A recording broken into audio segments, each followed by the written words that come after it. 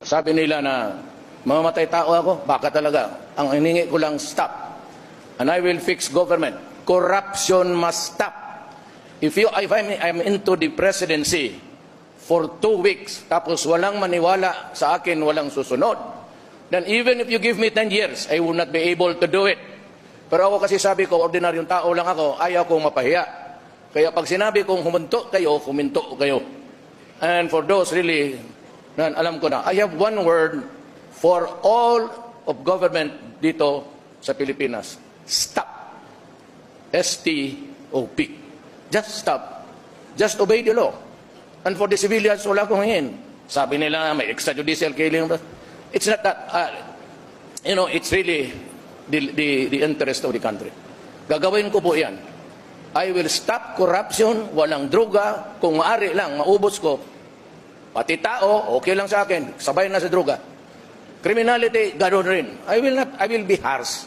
And I'm warning you about in the horizon the coming of terrorism. Pareho yan. But I have to talk to the Mindanao people for peace. Hindi ito makaya kung anong usapan o gera. Kasi ito, historical ito. And even the NPAs, sabi nga ni Season, if I'm president of si Grace, he would come to talk. That is a welcome development. Wala akong hangarin except my country. And I pray to God na hindi ako sinasabing bumoto kayo sa akin. I pray to God that the nation will be enlightened by His grace and you can choose the leader. Bahala kayo kung sino. The one who can make it happen. If yung dito sa mga tabi ko, they're all worthy. And they can make it happen, I suppose. Pero ako, pag sinabi ko, ang mga dabawin nyo sanay nito, pag sinabi kong huminto ka dyan. Pag sinabi ko siyang gagawin ko dyan, ginagawa ko talaga. Even at the expense of sometimes. Well, it could be at the expense of honor, or the prestige, or the presidency.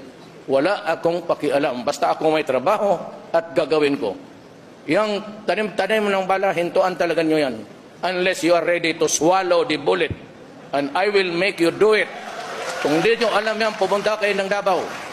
Marami ng coin doon sa Central Bank na kinakain sa mga na hindi maniwala.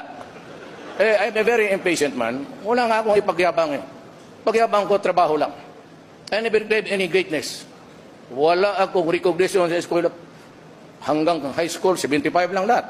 Okay lang yan. Pero noong naabogado ako, medyo matino na ako. And I've learned so much reason, but I will not dwell into so much about the niceties of life. If it is the interest of the nation, I will do it.